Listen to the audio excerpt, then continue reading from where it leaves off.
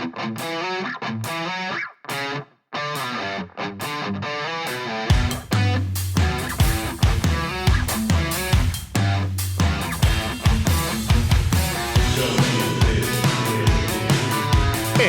welcome to another show of Don't Get This Twisted. I am the professor, and along with me today, as always, is my co-host, Tina. How you doing, Tina?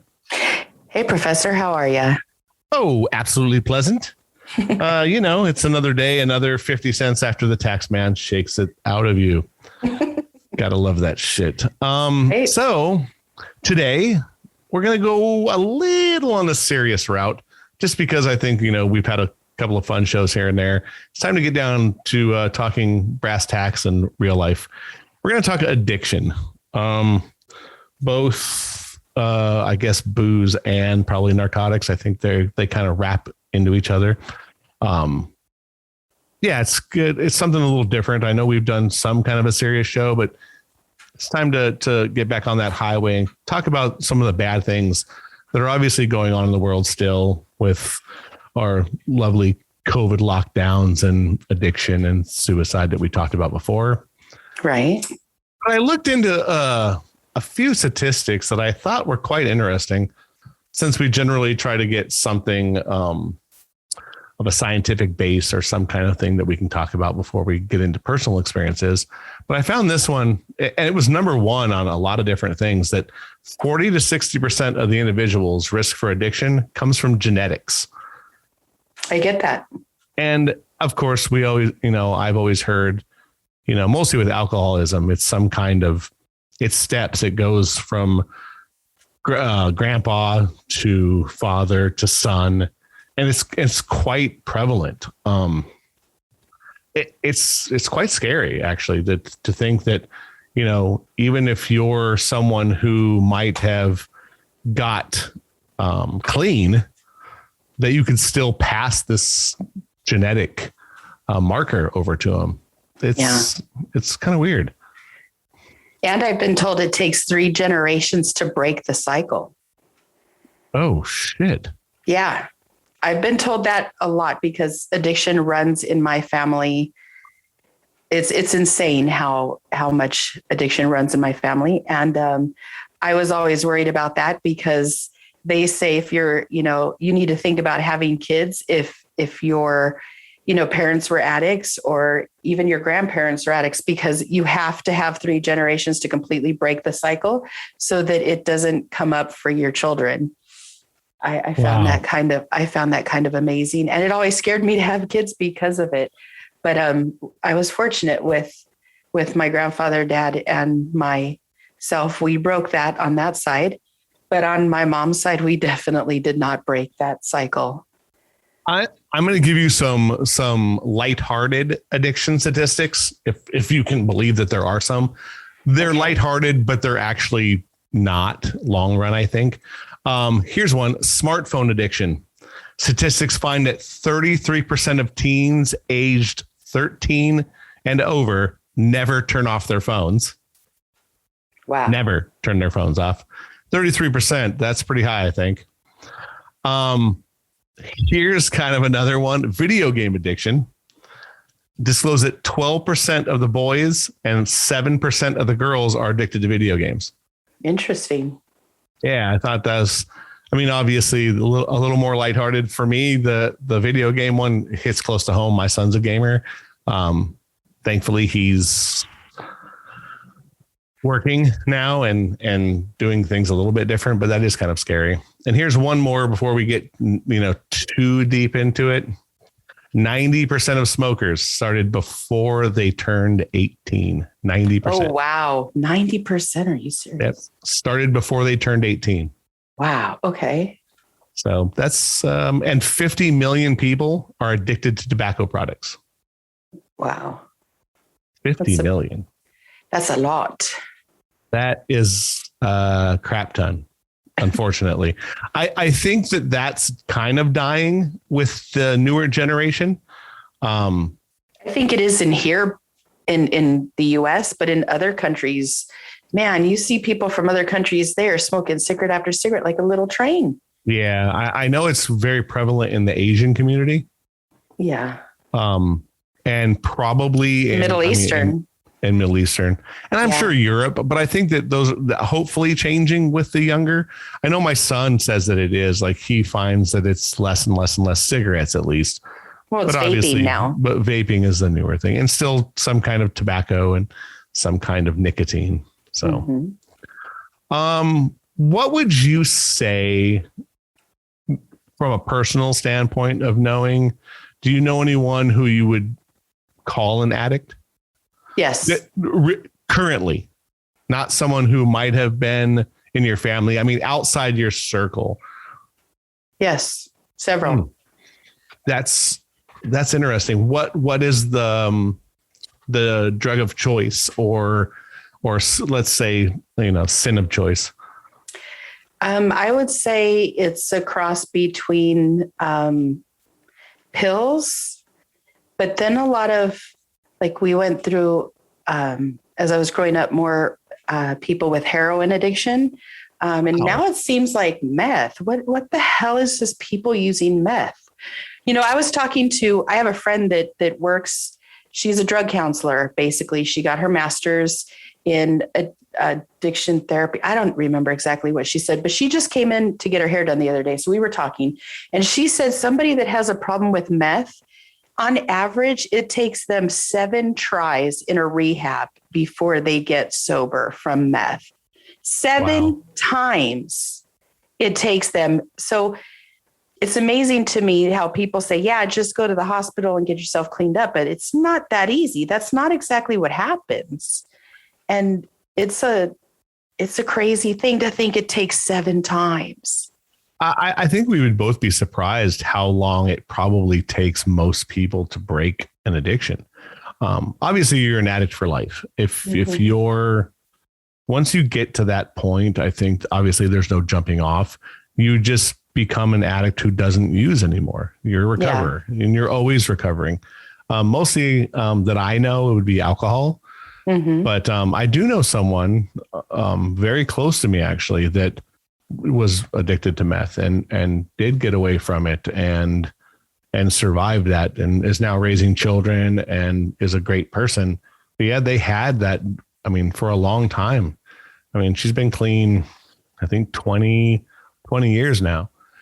But it is scary to think that something like meth, or, and meth is speed or that kind of thing, have been around for a long time. That to me, it seems like these drugs are definitely way stronger than maybe they were in the 50s and 60s. Well, that's because now they're cutting it with is it fentanyl? Fentanyl, that shit is deadly. It is deadly. Like, that was the thing that one of the things we were talking about with my friend. She said the fentanyl is really just, I mean, they're here today and gone tomorrow. There's no in between. It was a progressively, downhill slope. No, just gone, period.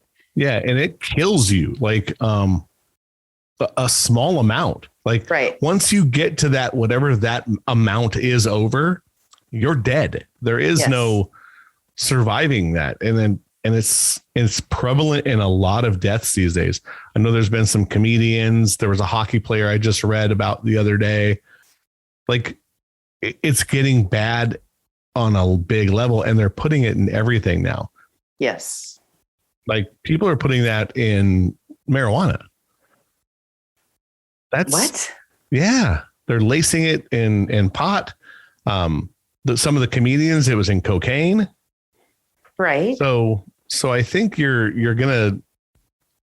cutting it. I don't know why you would cut corners and put something that was going to kill your customer in it, but lo and behold, it's happening. Yeah. I don't understand the whole, I guess what it comes down to is drug addicts don't really make sense once they're addicted, once they're on it. Like, they do a lot of things that don't make sense. Yeah, that's probably true. I mean, I know a couple of people. My background from before is, I did pro wrestling for 20 years, and I was in locker rooms that had lots of pills, lots of different kinds. If you needed a Vicodin, I would say you could walk into pretty much any locker room and there would be a Vicodin there. Maybe not in mass quantities, but someone would probably have one. As that got further on along, somas became the drug of choice. And mixing that with other stuff, booze, it killed someone I know. And then another friend of mine, it was like, unfortunately, it was his gateway. He got into heroin and a bunch of other things, from what I understand. I don't know how he died for sure, because I didn't know the report. I never saw any of that, but I know he was taking somas, and a good amount. It wasn't just one or two. He was taking 5, 6 at a time. So those are somas, just so you know, they're a very, very strong muscle relaxer, and they've been known to stop your heart because they're so strong. And if you're taking several of them at a time, and then you're mixing even a glass of wine or, a Vicodin, it could be deadly real quick. Yeah, it's quite bizarre that people will get to a point where they're taking massive amounts. Obviously, I guess the buzz. And again, I don't know. I'm a layman when it comes to this. I've taken Vicodin for actual prescribed to me. I've never done any kind of drugs. I've never even done weed. So for me, I'm very much on the outside looking in when it comes to this kind of stuff. Mm-hmm. But I mean, I've been around people who have done it, or mostly smoking weed growing up. Obviously, it was around me because friends that did it, and obviously drinking. But I really never saw hard drugs. Right. To this day, and I'm an older gentleman, I've never seen it in front of me ever. Wow. I wish I could say that. Growing up, I lived down the street from my grandmother's house, and my grandmother had 13 children. And let's just say the majority, because I don't want anybody saying that I was a liar. We'll just say the majority had an addiction problem at one point in time or another in their life, whether it be with drugs or alcohol. And because we lived down the street, we got all of the overflow, all of the crazy that was going on ended up at our house. So my brother and I got to see things and have a firsthand view of what addiction could do to you, which I think was the reason that neither of us really got into anything, was because we saw things that nobody should see. I remember being 18, and I was getting ready to get out of school, and I had a bunch of friends over, and we were sitting down watching TV. You know what? I may have been 17. Anyway, we're sitting there watching TV, and I'm on the floor sitting Indian style, and I have my book in my hand, and I'm doing my homework. And my friend says, "Hey, Tina, isn't that your aunt on Cops?" And I look up, and she's being arrested for prostitution and drug possession. So, wow. So for me, like that's close to home. That's very close to home. When I was 18, she kicked heroin in our house in the living room. And that looks like the devil's got a hold of a soul, and the soul is fighting for its life. I have never seen such craziness come out of a person. I told my friends when I was younger that it looked like almost an exorcism. Like that's how hard it was to kick heroin. And after watching all of that, you really don't want to go down that road. Like it was pretty intense. My brother and I had to physically get in between our aunts and uncle and fight them to keep our grandmother safe. They burnt down the garage one time when my grandmother wouldn't give them money. Like we had a crazy life growing up. And my brother always says to me, that's not normal, teen, because yeah. For me in my world, it was normal. And he keeps telling me that, like, I need to be reminded, but I think I do, because it was so normal. And we did see so much that it was very normal. I have a really good background in addiction. My mom, when she had her brain aneurysm, she was diagnosed with a brain aneurysm and had to have surgery on her brain. They did the surgery, but she was never the same after that. I mean, it kept her alive, but she wasn't mentally capable of being the same person that she had always been. Right. And through the course of the 10 years that she lived after having surgery on her brain aneurysm, she also became addicted to pills. And that was a really hard thing to watch because it got so intense towards the end of her life. Like we couldn't leave her alone. We were afraid that she would burn herself down or burn the house down because the way she would be so out of it. And, I remember my friend telling me, this was right before she passed, your mom put her head down to light her cigarette next to the stove and her hair caught on fire. And I had to put her out. I grabbed her by the hair and I put her in the sink and I turned the water on. And then she said, braid up my hair so that Tina doesn't find out. Wow. That's how bad that it got. Now, I'm not saying that my mom was a bad person. Anybody that knows me, I don't want to hear you saying I'm talking shit about my mother. This is my personal experience with her. And it was true. I'm not making things up. You may not have seen it. We were really good enablers. And this is just the experience that we had with her. And I'm sorry in advance that you don't like it. So there. Well, I mean, I think sharing personal experiences is going to be a much larger thing for you because most of the people probably never saw that side of her. No, we were really good enablers. I didn't know that until after she had passed and I had time to look at how we all acted. We were the best of enablers. We really were. But family generally is. If they're loyal. Yeah. Yeah. I mean, because it's hard. Nobody wants to see someone that close to you going down a road like that. Obviously, she came out of a surgery and got addicted to something that's, and again, it's just as bad. Like I said, whether you're doing it recreationally or you've got to a point where you're doing it because you feel you have to, because of whatever, it's still an addiction. And we as humans do the same thing where we hide something for somebody because for one, you want the people in the outside world to continue to have a great view of this person. Absolutely. And I think it's a little, and I don't want to say easier with drugs because I think that you go down that same road regardless. But like alcohol, I think is a really hard one to hide because, I know people who've been on pills who, if you didn't know, they can really cheat the system. Right. Because I have, to be fair, I knew they were on pills and I think people questioned it like, well, they're acting a little weird. But when you're around someone who's a drunk all the time, and I don't mean like, I knew someone who that was a functioning alcoholic. Matter of fact, I worked with him. He smelled like Jack Daniels all the time. Yes. Because it just poured out of him. He sweated it out.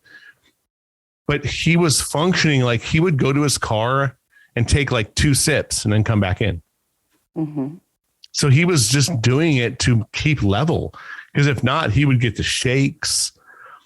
He ended up beating it, unfortunately, because he saw his wife die right in front of him.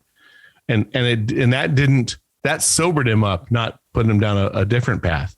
Right. Which is a whole other thing. I thought that would have really pushed him to drink uncontrollably. And it actually helped him. He unfortunately passed away from something else more natural, but yeah, I saw that. I did work in it. So I did kind of work in front of somebody like that. I guess I have been around more people who were addicts than I thought. Yeah. Yeah.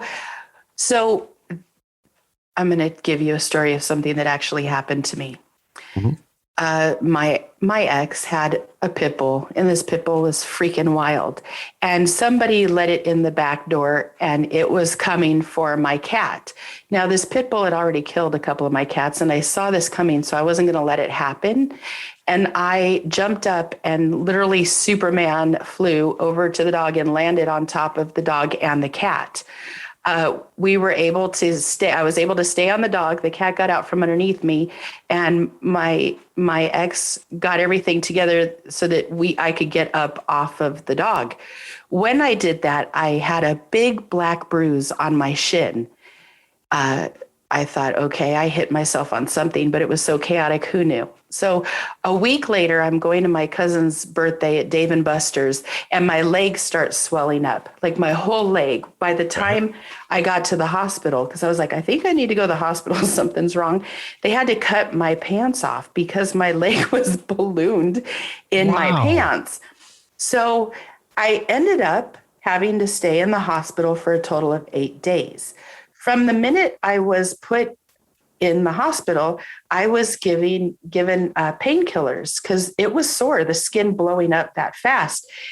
So I said, can you not give me morphine because it makes my skin crawl? Oh, yeah, sure, no problem.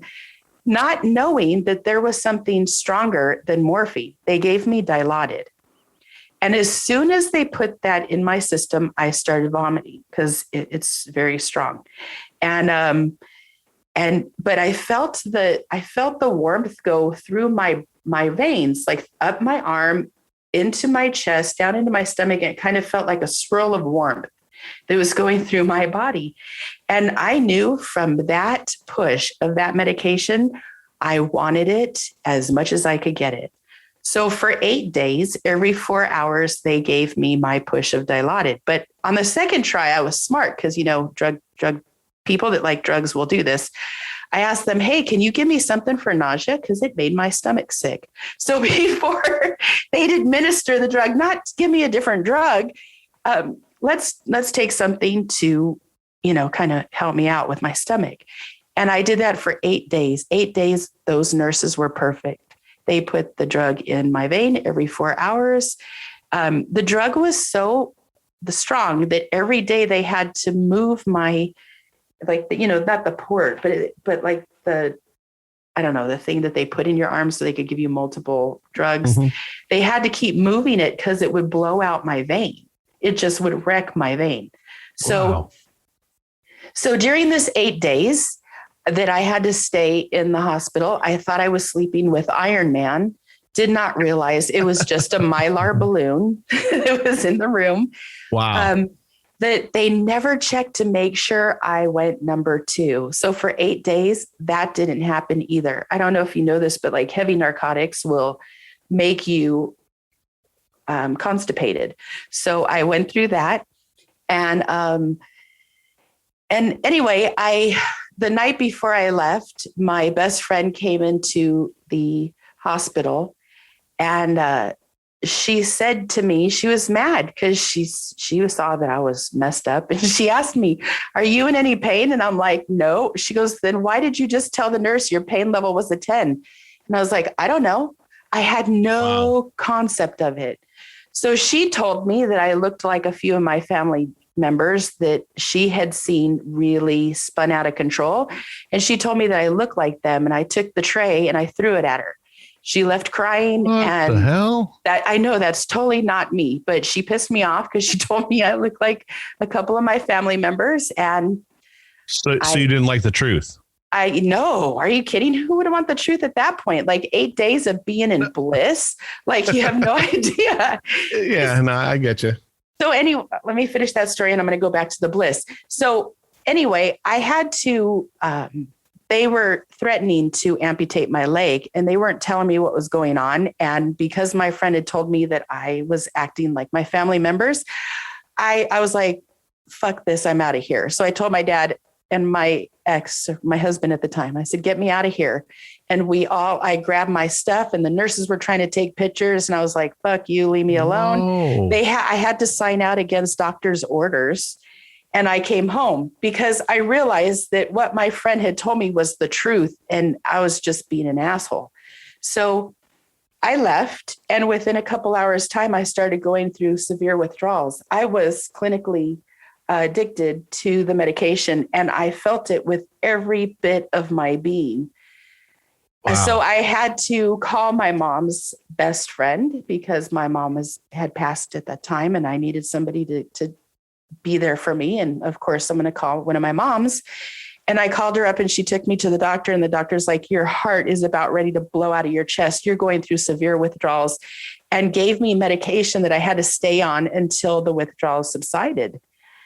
So anyway, going through that, I would definitely say I had an addiction to the drug because I watched the clock. People would come to visit. Like, I had so many people coming to visit. It was disgusting. And I would be like, hey, can you move to the side? Because I was watching the minutes pass until I could get my next fix. So This is what was going on in my world.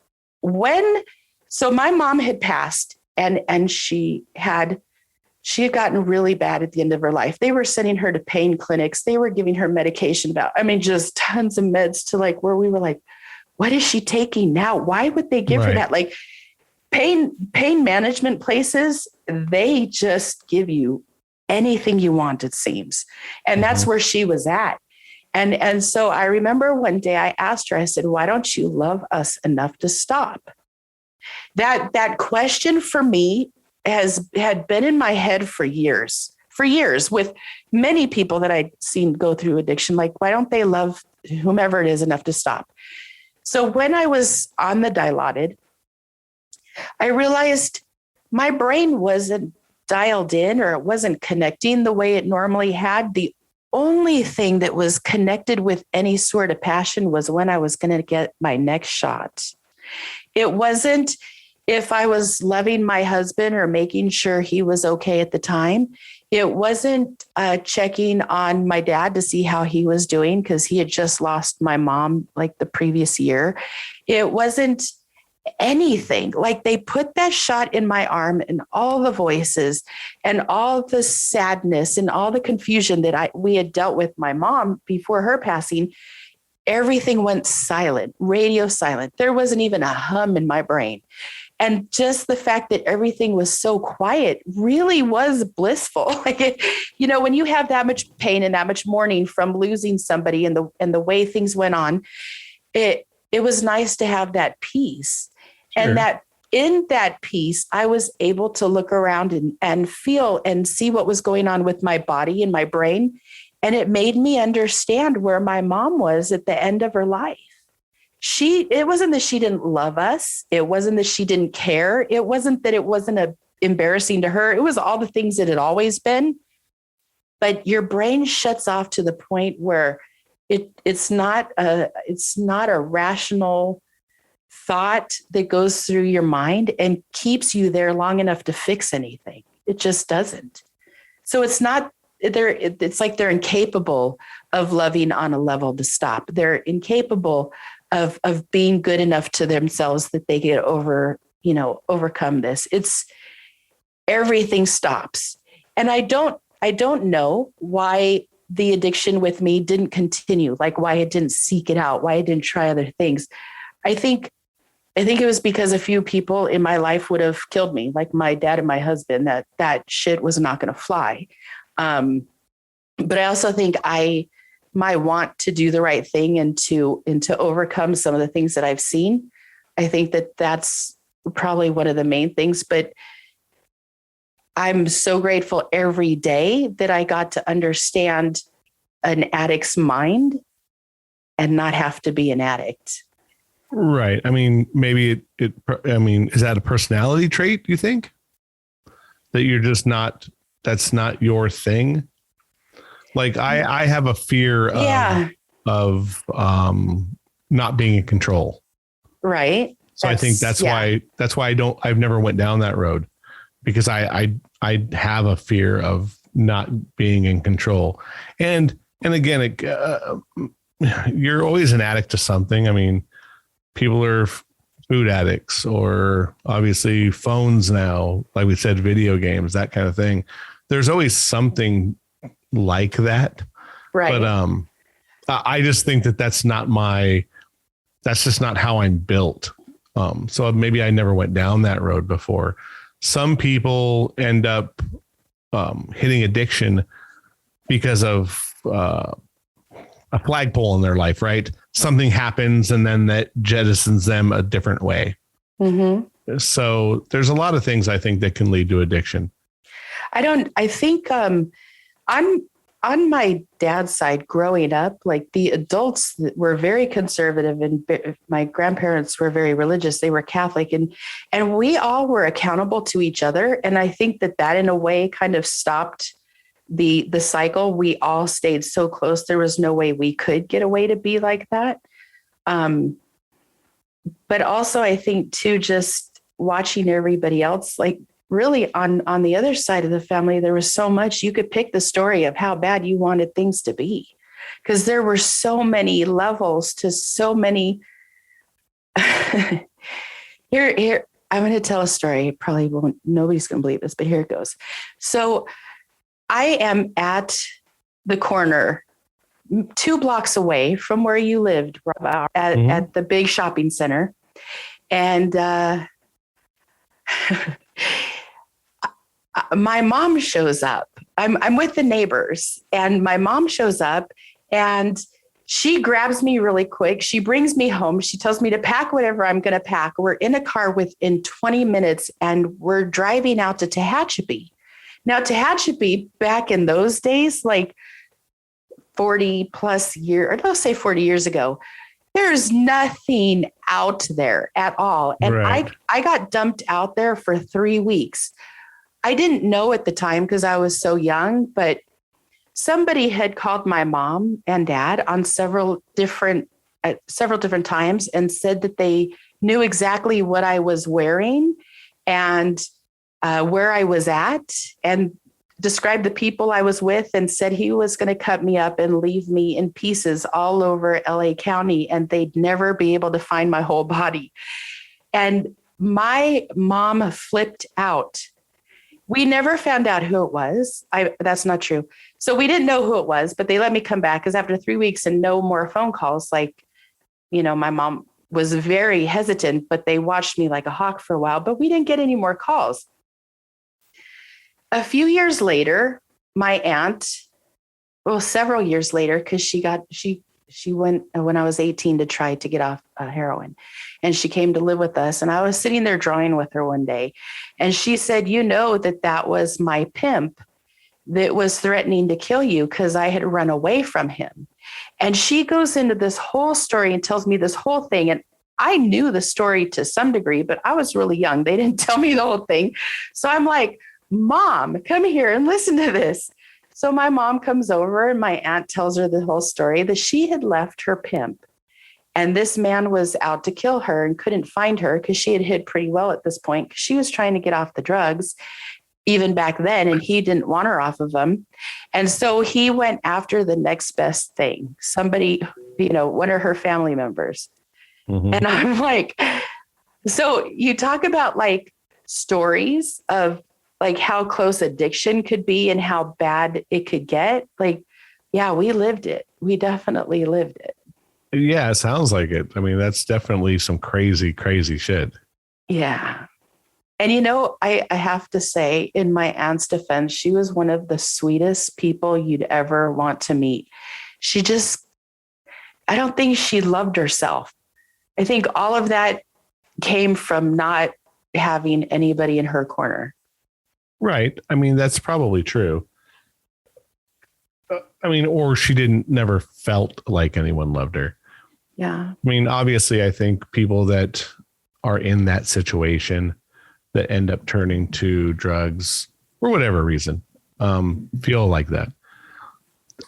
I know that my friend had some issues in his life that none of us knew about. At least, and I was close to him. I traveled a lot with him, but it never got around to that or those deep, deep conversations. So I never really knew it. And I didn't find out about it until after his passing. Mm-hmm. So when we get there, you look at things differently. Like, look, we all have some kind of skeleton. Oh yeah. Some it's a closet full of bones and some it's just a skull in the corner.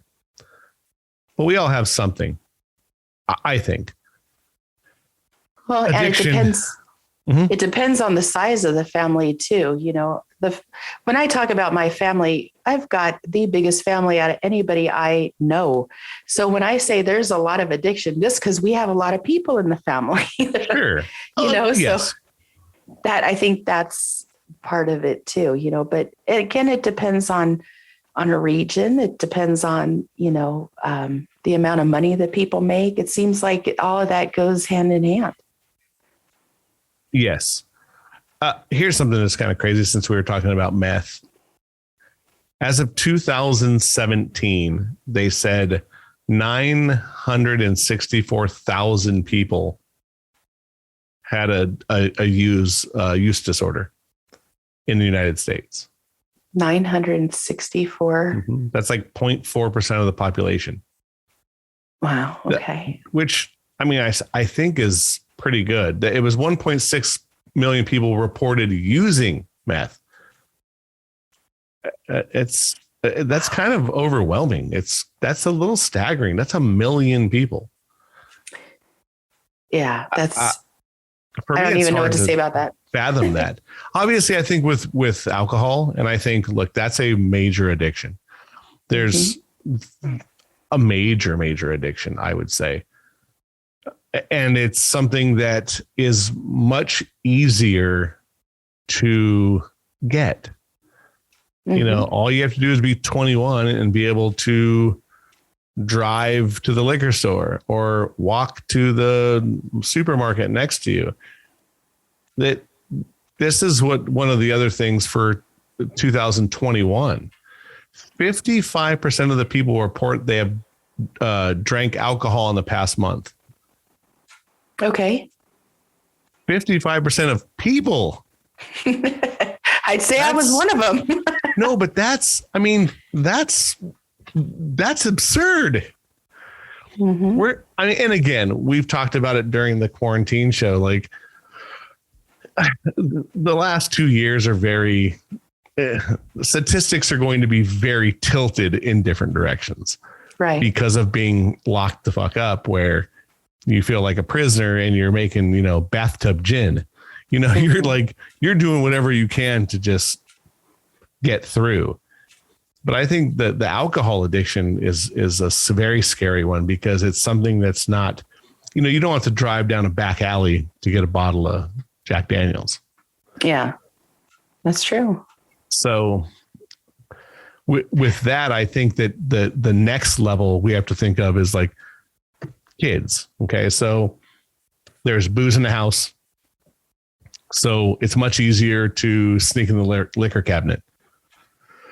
Unless obviously, your parents have a drug problem, and then finding drugs is obviously much easier. But I think that's where it would start. Like obviously with smoking, like we talked about earlier, most people under 18, they start way before then. Because I think that's in a household that someone smokes. See, my mom smokes. I absolutely hated it. I've never tried it, never will. I absolutely hate it. I hate the smell. I hate being around it. I have a really sensitive nose. I can smell a smoker in a parking lot. I can tell you which direction it's coming from. So like, I'm lucky. I absolutely hate that shit. I hate it. But I think that's where it starts as well. Obviously you start with, because I think my mom who smoked, my grandma smoked, mm-hmm. And again, that's where the years that it comes from. Like she comes from the 40s.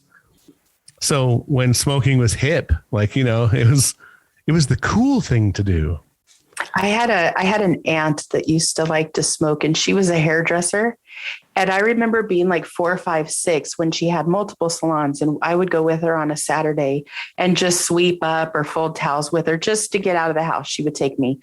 And she used to be able to hold her cigarette and spray the hairspray with the same hand. I thought she was the most like coolest person you could ever meet. Like, who could smoke a cigarette while they're spraying hairspray like that? But that was allowed. Like you could smoke everywhere, So look, like when we were growing up. Yeah. Oh yeah. In a restaurant, everywhere. On an airplane. On an airplane. Yes. There was a smoking section on the airplane. Yeah. So, and I think so let's kind of curve around to where it comes with those addictions. Obviously, some were much easier to look at when growing up because it was the hip thing to do, like you rarely see smoking on, well, I don't think you see it much at all on television. You probably, you still do see it in movies. And so that's curved back a little bit. Drinking, obviously, and then drug use is still very taboo and bad. How do you think we get down this road still that we haven't learned, or however many generations haven't learned that it's going to kill you? Yeah, I don't think people really think about that at the time, though. And like I said, once your brain's got a taste of it and wants it, you just don't care. You just don't care. I get that point, but what I'm saying is, why don't you think that it's tilted? Like, why didn't we stop it? Because I think that obviously we're children of the 80s where excess and cocaine was like the thing to do. Right. But we didn't stop it. The next generation, so you're looking at the 30-year-olds, are still doing drugs and they're doing harder drugs with. Well, they're also, people are letting their kids vape at like 12, 13, 14. I have clients that are letting their kids vape. No, I can't stop them. The hell you can't. You're the parents. Why would you let your kid do that at 14? Well, it's not a cigarette. Oh, so much worse. Yeah. I mean, we're not helping some of these addictions. Mm-hmm. We get phones for kids when they're tiny. We let them play video games. We're just as guilty. I don't want to say that we're not, but with drug use for me is just a weird thing because, I think that that's because I don't have that personality. Yeah. So for me, it's a little bit easier to go, I don't get it. I don't understand. I don't know. I watched a lot of people in my family. They just felt so bad. There was no other way they felt that they could turn. I don't know why they felt that bad. I don't know what made them, but I think people not taking care of the skeletons that are in their closet, it really adds a level of hate that they have for themselves and their family. And I think that kind of just drives things. I think you need to be healthy in your mind, let's face it, in order to have good decision-making skills, to make the right choices, to say no to things. But if you got a family of addicts, how do you say no to that? I mean, even you talked about smoking cigarettes, and I thought about it. My mom, dad, and brother smoke if there's, my mom's gone, but the other two still smoke. I'm the only one. So 75% of the people in my family are smokers.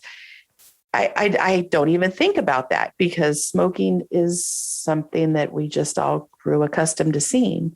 I mean, I tell them all the time they should stop, but they don't listen and they do their own thing because that's what they do. But yeah, I think we get to a point where they're adults and you want to tell yourself it's their choice and they're going to do it regardless. And that's true. You cannot stop an addict from wanting what they want, whether it be sex, drugs, food, whatever it is. Yeah. You have to want to stop. Yeah. I think that's the first step, obviously. And with that, you need to be able to get help.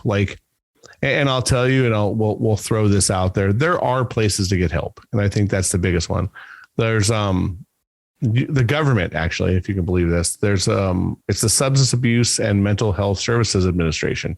Mm-hmm. They have a phone number. It's 1-800-662-4357. It's literally a hotline that you can call and try to get help. It's 365 days a year treatment referral. They'll try to help you out. There are sources to help, but you got to want to help yourself, or someone has to be that person and tie you up, take you out in the forest and just, wean you off this stuff in the most horrible fashion. Yeah, because it don't feel good going off the drugs either. That's a pain imagine. like no other. It is. I'm sure it has to be, because you're, like you said before, you're trying to exercise the demon, literally. And I couldn't imagine, and I knock on wood that I've never had to go through anything like that. I'm very lucky. I wish I would have been able to help some of my friends, though, looking back on it, because people asked for help, probably not the way you would think, but calling in the middle of the night just to talk, where you thought, fuck, these people are just being annoying. And I think it was a small cry for help. And it's unfortunate. You look back on it where I was like, I wish I could have saved this person or helped or taken them and smacked them around a little bit and said, hey, stop. You're a good person. You got to get past this. But there were other demons that were not helping. It's not just addiction. If you look at why people do what they do, there's sexual abuse, there's traumatic experiences, there's parents that are absent. There's so many things that actually drug addiction or drug abuse is just a byproduct of it. Correct. So, again, mental health is key. We've really got to start working on what's bugging us on the inside so that it's not bringing other things from the outside in. It's so easy to give up. It really is. Trust me. I know I've watched it. I've seen it. I understand it, but you can't. That's just using and becoming an addict just makes life more difficult. It doesn't fix anything. It turns off the voices in your head, but ultimately all the things that you ran from, they're still right there with you. Right. I mean, thankfully, like I said, I've been affected a little bit, but not a ton. And it sounds like you've been affected way more. Yeah. You've got out. That's good. And like I said, we all know people that didn't get past this, that we had to say goodbye to for whatever reasons. If you know somebody who's going through something, I think it's just a bigger courtesy now, mostly in today's day and age, because of the last 2 years. You really have to do your best to help someone. I mean, there is empathy to the people who are addicts. I mean, you have to have some. Some people will never want your help, and you have to live with that. I have a different opinion on that, because I found that by helping addicts, I enabled them, and that didn't help anybody. It made the situation worse. And then I got blamed for it because addicts are really good at that. So I say things like, anytime you're ready to be a human being and not have that drug controlling your life, I'll be there for you. Just call me and let me know. And I'm not judging you and I'm not making fun of you. I'm just telling you, I'm waiting for the day that you don't want to have that in your system anymore. And that's when I'll be there for you. Let me know. But I can't walk down the same path with you. I won't watch you kill yourself. I won't be around for it. And man, I've had to walk away where I have cried for days. People that I've been so close to, somebody I grew up with since the age of 2, I had to turn away from him. And it's hard because help is enabling. You got to be really careful with an addict. Yeah, I meant more help, like resources, help. Yeah. That there's help to get for them. You can't enable them. You can't take them in and make their situation, because they'll suck the life out of you or take you down a road where the cops are knocking on your door. Things like that. They never hit their bottom either. They don't hit it. I see where you're coming from that direction. I meant more find a way to help them with the resources that are out there. There's AA meetings or NA meetings or whatever. But you have to want to get there first. I think when someone asks for help, you find a way to get the resource help for them. I think that was what I was trying to say.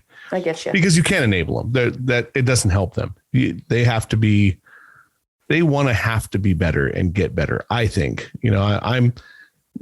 we might have to revisit this and bring on someone who is in that field. And I think I know somebody that I can. Yeah, I do too. Yeah. We'll bring them both on. Let's do this. I think that's something too, and let them really talk about that, because I'm only seeing it from the outside looking in and a very short arm distance away from somebody. Mm-hmm. I just think that statistically, looking at it from pure statistics that we talked about earlier, that there is still a big problem. Mm-hmm. I think it's bigger now than it's been in the last 10 years because of the state of affairs of this world. Yeah, that's true. The state of the world. Mm-hmm. All right, Miss. Well, we can call this one in the books for now. I think I agree. And we might have to revisit this or bring somebody on that might have a much broader range. Okay, let's do that. And before we go, I'd like to say, so this is kind of a cool thing that the professor and I are doing is we get to see where people are listening. Excuse me. And I would just like to say, and I'm really rather surprised, that we have different countries. We have Australia, India. In India, we have 4 different places. So shout out to India. We have listeners in England and Italy. So for all of our listeners that are out of the United States, thank you so much and keep listening. And please get your friends to subscribe. We'd like to see how far we could get this podcast going. And for our listeners here in the United States, there's so many cool places that we're seeing. People, thank you, Texas and Arizona and Virginia and California and all over. Those are just a few places. So I'd like to say thank you for listening to us and please continue. And if you have any comments, we're here to take them. So let us know. And as always, you could reach us on Spotify, Google, Amazon, Apple. You could even find us on Facebook. Please listen and subscribe because we would like to continue to do this. But thank you all for listening. And I hope that we could continue to entertain you. And on that, our opinion show is another one in the books. And I like to say, it's an opinion. Don't get this twisted. We're just trying to have a little fun and we'll see you or hear us, whatever you'd like to see. We'll see you in a week.